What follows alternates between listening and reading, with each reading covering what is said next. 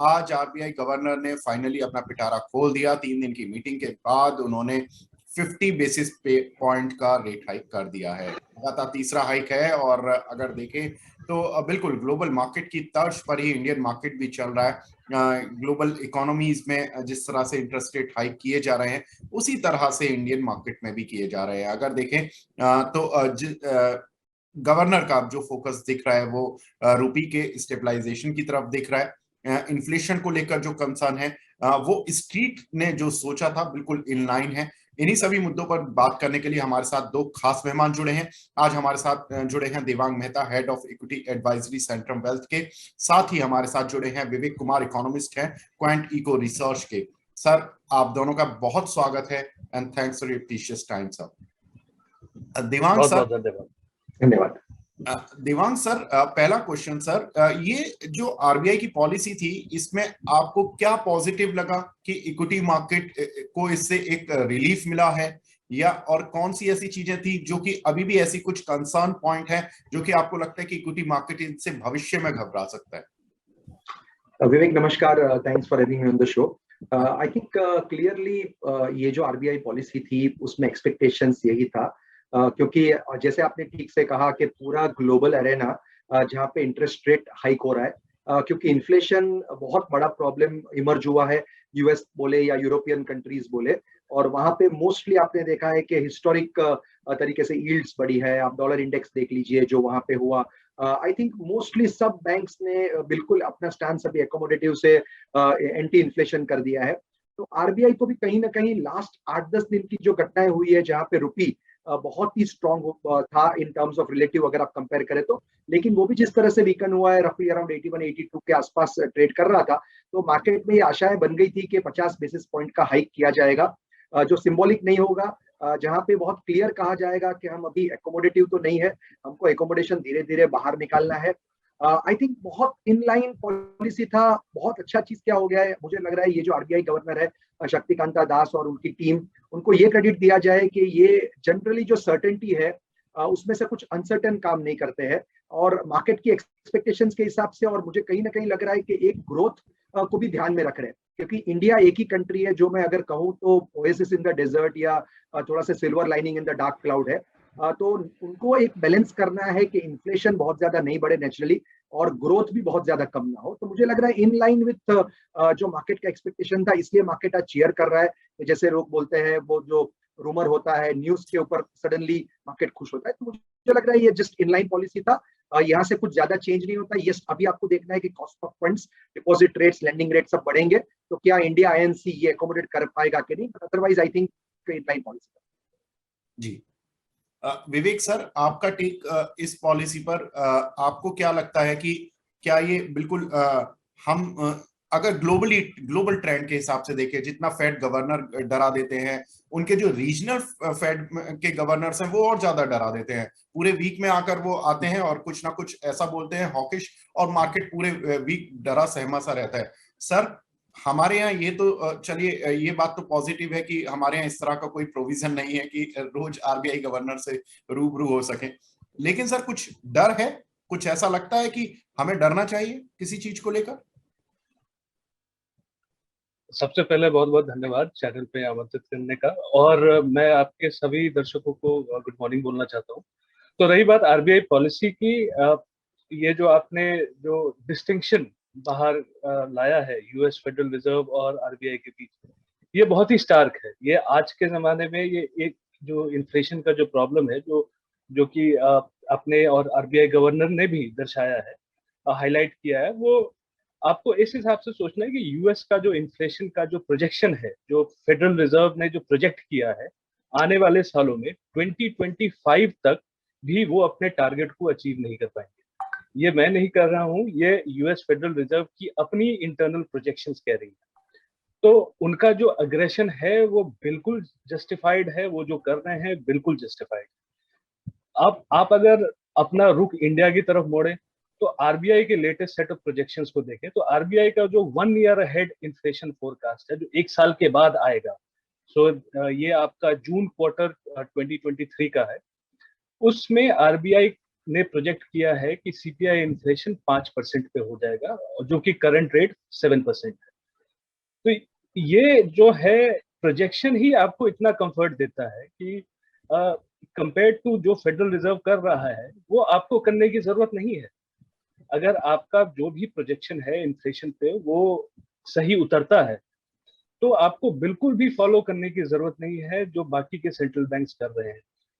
रही बात डरने की, तो मेरे ख्याल से आपको डरने की बिल्कुल जरूरत नहीं है, लेकिन हाँ चौकन्ना जरूर रहना है, क्योंकि करेंसी में जो वीकनेस है वो एक कंटेजियन इफेक्ट ले आता है कभी कभी, और ये जो वॉलेटिलिटी होती है वो एक इकोनॉमी से दूसरे इकोनॉमी पे स्पिल ओवर कर सकती है।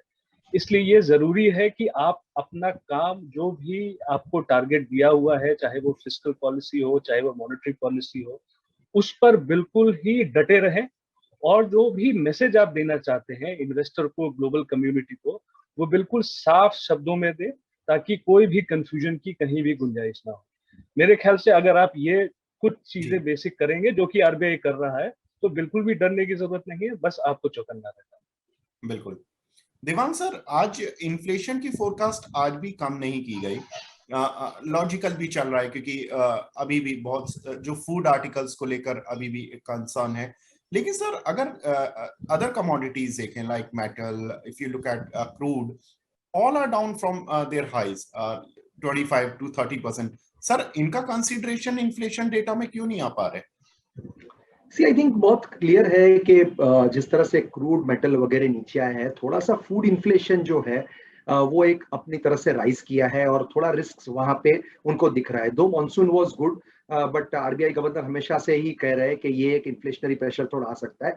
सेकंड, सप्लाई साइड के जो इश्यूज है वो अभी भी सॉल्व होते हुए नहीं दिख रहे हैं। क्लियरली आप देखिए तो जियोपॉलिटिकल टेंशन, रशिया यूक्रेन की बात करें, भले मामला थोड़ा सा ठंडा हो गया हो, बट कहीं ना कहीं आज भी ग्लोबल लिंकेजेस के कारण थोड़ी तकलीफ आ रही है वापस। अगर थोड़ा सा भी तकलीफ होता है तो बोलते हैं कि चिप्स के इश्यू हो सकते हैं अगेन। बहुत सारी चीजें, चाइना ताइवान के इश्यूज के लेके भी कुछ ना कुछ लोग सोचते हैं। मेरे हिसाब से मुझे ऐसा लग रहा है कि इंडिया में, जैसे विवेक जी ने कहा, इन्फ्लेशन कोई बहुत बड़ा कंसर्न नहीं दिख रहा है, क्योंकि अगर 7 से अगर वो 5 पे आने की संभावना है तो मेरे ख्याल से इतना डर नहीं रहेगा। ग्लोबली आप सोचिए 8-9% जब इन्फ्लेशन यूएस में है और वहां पे इंटरेस्ट रेट आज 3% के आसपास या 3-3.5 जो है, इतना बड़ा डिफरेंशियल है। और इंडिया में आप देखिए तो कहीं ना कहीं हम आज 5.7 5.8 के करीब पहुंच गए, तो बहुत ज्यादा डिफरेंशियल इंडिया में इन्फ्लेशन का नहीं है। और एक चीज ध्यान रखनी है कि हम हब ऑफ ग्रोथ है, यहाँ पे ग्रोथ हो रहा है, तो इन्फ्लेशन इतना कूल ऑफ नहीं होगा। कहीं ना कहीं inflation and growth go hand in hand. तो मुझे लग रहा है इन्फ्लेशनरी स्टांस है, लेकिन इंडिया ग्रो कर रहा है, तो बहुत ज्यादा तकलीफ की कोई यहाँ पे आपको करने की जरूरत नहीं है। विवेक सर, अगर ग्लोबली देखें तो इन लोगों को इतना अनुभव नहीं है 10% इन्फ्लेशन को टैकल करने के लिए। अभी यूके, यूएस, इन लोगों ने तो शायद कितने डेकेड्स हो गए इस जनरेशन ने तो शायद देखा ही नहीं होगा कि डबल डिजिट इन्फ्लेशन कहते किसे हैं। और हमारी शायद जनरेशन के हर स्टेप में हम लोगों ने देखा है डबल डिजिट इन्फ्लेशन हर 5 या 10 साल में आते हुए। सर यही अनुभव काम आ रहा है क्या हमारे? तो ये आपने सही कहा, ये जो प्रॉब्लम है close to double digit inflation का, ये लगभग 40 साल पुराना है। जो कि डेवलप्ड इकोनॉमीज है, यूएस, यूके या यूरोजोन जैसे जो इकोनॉमीज है, ये इनमें 40 साल पहले देखा गया था। इंडिया में अगर आप डबल डिजिट इन्फ्लेशन की बात करें तो ये लगभग 10 साल पुरानी बात है। तो ऐसी कोई मतलब बहुत ज्यादा मेमोरी लॉस नहीं है सेंट्रल बैंकिंग पर्सपेक्टिव की तरफ से। और सेंट्रल बैंक को हमारे यहाँ एक्सपीरियंस जो है डबल डिजिट इन्फ्लेशन को टैकल करने का, अभी बहुत ही, मैं बोलूंगा कि कंपेयर टू डेवलप्ड इकोनॉमी ज्यादा है। और दूसरा एंगल वो ये है कि ये जो डबल डिजिट इन्फ्लेशन है ये सप्लाई साइड ड्रिवन है, ये डिमांड साइड फैक्टर्स के कारण है नहीं। तो एक, ना कि ये डबल डिजिट इन्फ्लेशन है, ये सप्लाई ड्रिवन ज्यादा है। ये एक अलग ही प्रॉब्लम क्रिएट करता है इस पूरे इन्फ्लेशन डिबेट में, और इसको टैकल करना मॉनेटरी पॉलिसी से कुछ हद तक सही है, लेकिन कितने हद तक आप जाएंगे ये देखना पड़ेगा, क्योंकि इसका कहीं ना कहीं एक नेगेटिव स्पिलओवर इम्पैक्ट भी होगा। और अगर आप IMF, world bank, OECD, ADB, जितने भी मल्टीलैटरल इंस्टीट्यूट्स हैं, इनके फोरकास्ट देखें पिछले 2 महीने में, तो इन सारे लोगों ने ग्लोबल ग्रोथ एक्सपेक्टेशन को काफी ज्यादा गिरा दिया है 2022 और 2023 में। तो ये एक नेगेटिव इम्पैक्ट है जो कि आप सेंट्रल बैंक अग्रेशन का देखेंगे और आने वाले महीनों में और भी ज्यादा देखेंगे। जी देवांग सर, रुपी का स्लाइड कितना बड़ा कंसर्न है और कितना आप फोरकास्ट कर रहे हैं कि रुपी यहाँ पर स्टेबलाइज हो जाएगा, क्या लेवल्स हैं? आई थिंक मुझे ऐसा लग रहा है कि कहीं ना कहीं हम फाइनल लेग ऑफ जो कहते हैं वॉलेटिलिटी इन करेंसी, इन कमोडिटीज और इक्विटी, ये स्टेटमेंट करना थोड़ा मुश्किल होता है, लेकिन जो भी हमने लास्ट कुछ सालों के ट्रेंड्स देखे हैं, अगर इसका मैं फंडामेंटल निष्कर्ष भी निकालूं, तो मुझे ये लग रहा है जब लास्ट राउंड ऑफ करेक्शन होता है तब ये सब चीजें बहुत फास्ट मूव करती है। रुपी आप देखिए तो 78-79 के आसपास एकदम स्टेबल हो गया था, लेकिन जो सडन डेप्रिसिएशन एक साथ में अभी देखने मिला है, वो दो तीन चीज के कारण था। एक, ऑफकोर्स आपने डॉलर इंडेक्स जिस तरह से देखा, यूएस में रेट हाइक्स बहुत ज्यादा अभी फोरकास्ट बढ़ गया है और टर्मिनल रेट जो है वो भी आगे लंबा हो रहा है। इंडिया में भी टर्मिनल रेट की बातें अभी 6.5 के आसपास चल रही है। तो ये सब देख के आई थिंक रुपी डेप्रिशिएट हुआ है। आपका जो सवाल है वो कहाँ अटकेगा, मुझे लग रहा है बहुत नजदीक है हम। हो सकता है एक लास्ट राउंड ऑफ वॉलेटिलिटी बाकी रहा हो, क्योंकि इक्विटी पे आप देखिए तो किस तरह से किसी को नहीं पता था कि जुलाई अगस्त में इतनी स्मार्ट रिकवरी हो जाएगी आफ्टर जून में जिस तरह का फॉल हुआ था। तो कहीं ना कहीं I think people are now throwing in the towel के वर्ल्ड पूरा खराब है। तो शायद मैं बहुत कमेंट्री सुन रहा हूँ कि इंडिया भी खराब हो जाएगा, भले अर्निंग्स है, भले कैपेक्स है, भले कंजम्पशन है, लेकिन रुपी के कारण हमारे फॉरेन एक्सचेंज रिजर्व भी थोड़े डिप्लीट हो रहे हैं नेचुरली, और आरबीआई भी नेचुरल ट्रेजेक्टरी में रुपी को जाने दे रही है। बट आज की जो हाइक की है उसके बाद मेरे ख्याल से दिस इज क्लियरली स्टेटमेंट कि हम भी रुपी को इतना डिप्रिशिएट नहीं होने देंगे। मुझे लग रहा है कहीं ना कहीं हम बहुत नजदीक है, जहां पे एक आपका रुपी 82-83 के करीब जो है वहीं कहीं एक मिड टर्म बॉटम बन जाएगी। और जो भी एफआईआईज आज बैठे हुए हैं कि भाई रुपी जहां पे डिप्रिशिएट हो और हम बाद में आए, उनके लिए मेरे हिसाब से ये अच्छा मौका है कि यहाँ से बहुत ज्यादा डिप्रिसिएशन तो नहीं होगा एटलीस्ट, तो वो समझ के मुझे लग रहा है इट्स अ पॉजिटिव पार्ट कि यहाँ से आउटफ्लोज शायद कम होंगे। मैं ये नहीं बोल रहा हूँ नहीं होंगे, क्योंकि पूरा वर्ल्ड अगर स्नीज कर रहे हैं तो हम भी थोड़ा कफ करेंगे, बट बहुत ज्यादा इजीली यहाँ से पैसा बाहर नहीं निकलेगा। That will give relative cushion to rupee. जी विवेक सर, क्या आपको लगता है कि कमोडिटी का जो लो है वो बन चुका है? 25-30% हम गिर चुके हैं कमोडिटी में। इंटरनेशनली मेटल नीचे गिर चुकी है, क्रूड 77 पर। अब तो हम इनफैक्ट अगर देखें तो प्री वॉर एरा में आ चुके हैं। तो अब हम क्यों कमोडिटी को लेकर कंसर्न है? मेरे ख्याल से जो कंसर्न जो डेवलप हो रहा है दो फ्रंट पे होता है। एक फॉरमोस्ट सेंट्रल बैंक के पॉइंट ऑफ व्यू से देखें तो इन्फ्लेशन पे आता है। तो कमोडिटी प्राइसेस में जो गिरावट हुई है वो कहीं ना कहीं रुपी डेप्रिसिएशन ले जा रहा है। तो नेट नेट आपको कमोडिटी प्राइस इंपैक्ट का बेनिफिट नहीं मिल रहा है, तो ये रिस्क रुपी डेप्रिसिएशन के कारण चला गया। दूसरा है कि करंट अकाउंट में क्या फर्क पड़ेगा, जो कि इसेंशियली अगर आप रुपी के पॉइंट ऑफ व्यू से सोचे तो आप कमोडिटी प्राइस डिक्लाइन जो है वो काफी मायने रखता है। और मैं देवांग जी से बिल्कुल सहमत हूँ कि रुपी का जो मेजर मूवमेंट हो चुका है इस साल, हम लगभग 6 से 7 बिग फिगर मूव ऑलरेडी देख चुके हैं। अब आगे और कितना देखेंगे, शायद इसमें बहुत ज्यादा जूस नहीं है स्टोरी में, क्योंकि जैसा कि आपने भी कहा कि कमोडिटी प्राइसेस काफी गिरी हैं और इस गिरावट के कारण आपका जो ट्रेड डेफिसिट का जो प्रेशर बना रहता है रुपी पे, वो कहीं ना कहीं कम हो जाएगा second half of the financial year. इस कारण और ज्यादा डिप्रिसिएशन होना रुपी में थोड़ा बहुत और हो सकता है, क्योंकि आपको कहीं ना कहीं ये मानना पड़ेगा कि डॉलर जो है अभी भी सुप्रीम है ग्लोबल एफएक्स मार्केट में, और डॉलर ही नहीं चाइनीज वॉन भी काफी डिप्रिशिएट कर रहा है। तो रुपी के लिए ये एक्चुअली आप देखें तो डबल वैवी है, एक तरफ से डॉलर स्ट्रांग हो रहा है, दूसरी तरफ से चाइनीज वॉन वीक हो रहा है। तो कहीं ना कहीं आपको अपनी कॉम्पिटिटिवनेस भी मेंटेन करनी है, और आरबीआई भी इस फ्लो में रुपी को कहीं ना कहीं जाने देगा। तो हमारा ये मानना है कि शायद 84 के आसपास आकर के रुपी स्टेबल हो जाएगा, जो कि यहाँ से और दो बिग फिगर का मूवमेंट है।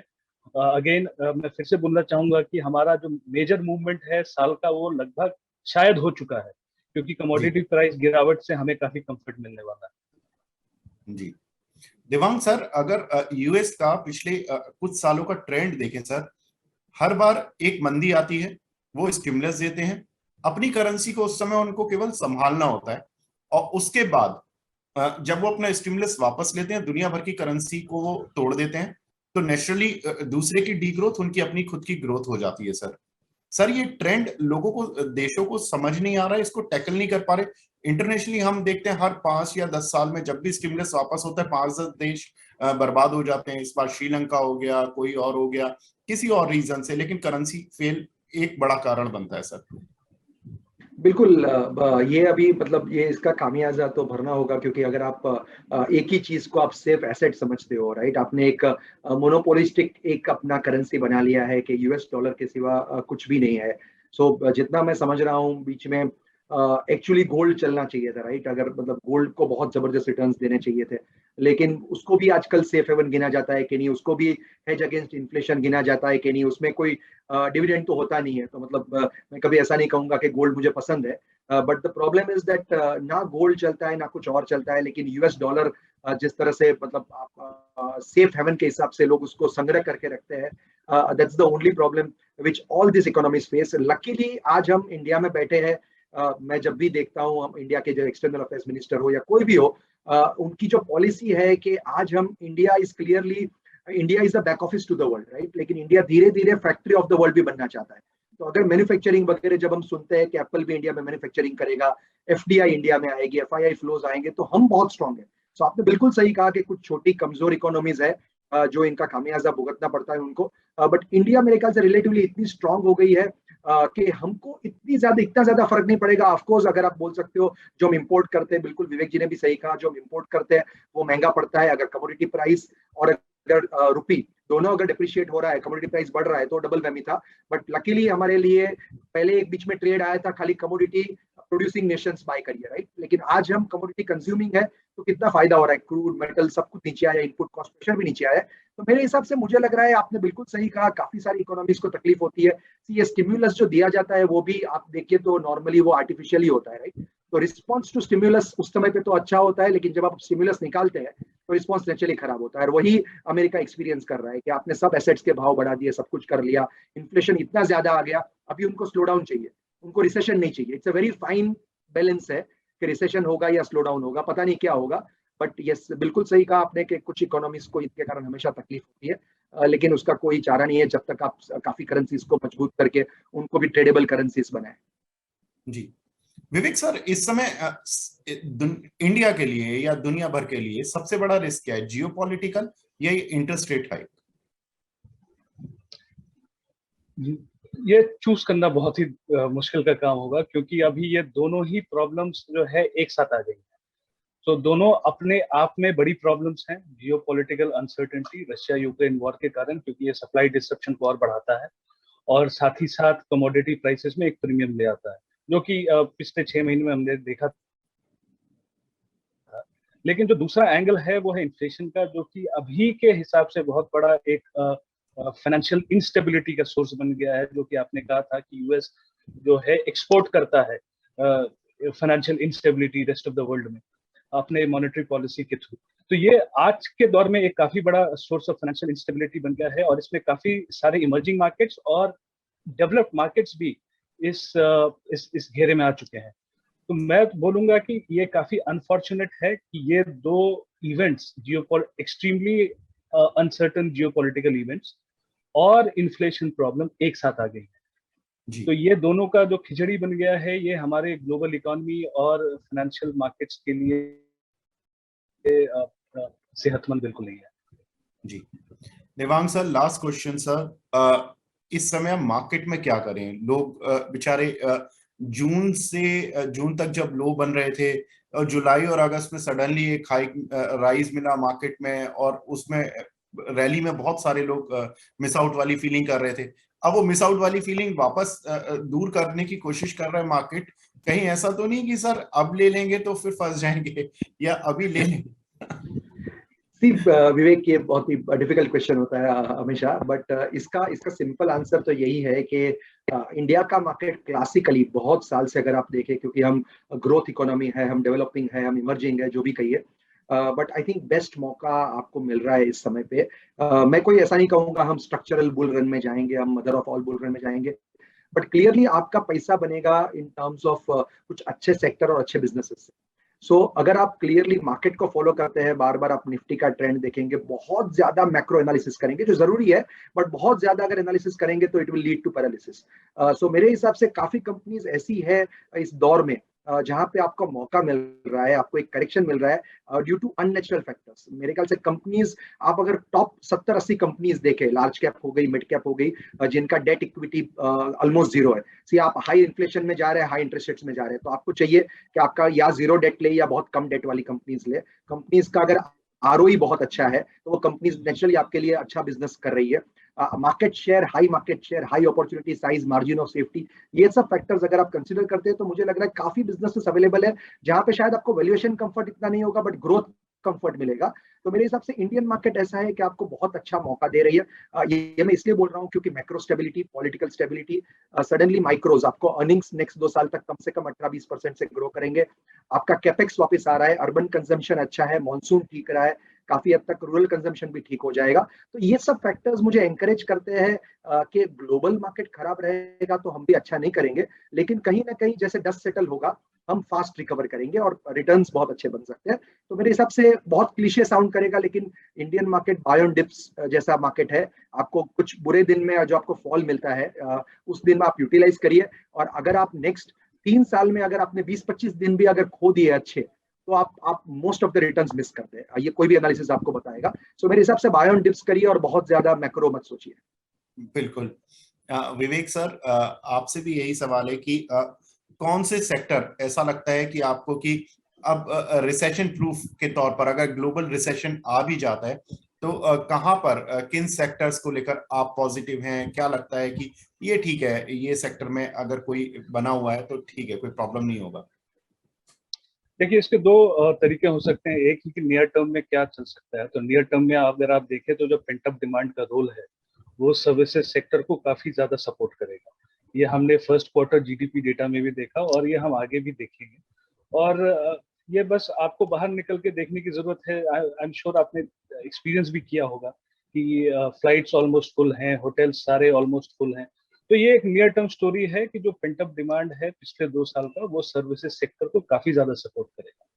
अगर आप लॉन्गर टर्म सोचे तो लॉन्गर टर्म मेरे ख्याल से सबसे ज्यादा सेफ्टी उसी में रहेगी कि आप जहां भी पॉलिसी फोकस है, जहां भी गवर्नमेंट का ध्यान ज्यादा है, उस सेक्टर के साथ आप अलाइन हो जाइए, क्योंकि उसमें रिस्क कम है। कौन से ऐसे सेक्टर्स हो सकते हैं? तो अगर आप पीएलआई के सारे सेक्टर्स उठा लें, चाहे वो ऑटोमोटिव हो, चाहे वो फार्मास्यूटिकल्स हो, चाहे वो ग्रीन एनर्जी हो, जितने भी हैं पीएलआई रिलेटेड सेक्टर्स, मेरे ख्याल से आने वाले टाइम में गवर्नमेंट का इस पे फोकस बिल्कुल बना हुआ रहेगा।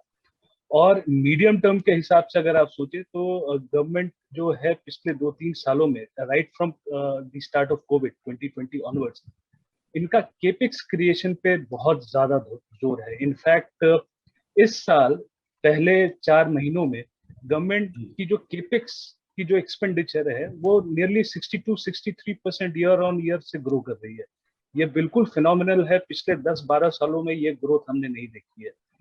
तो ये जो केपेक्स एक्सपेंडिचर है वो किस सेक्टर्स में जा रही है ये पता लगाना बिल्कुल आसान है।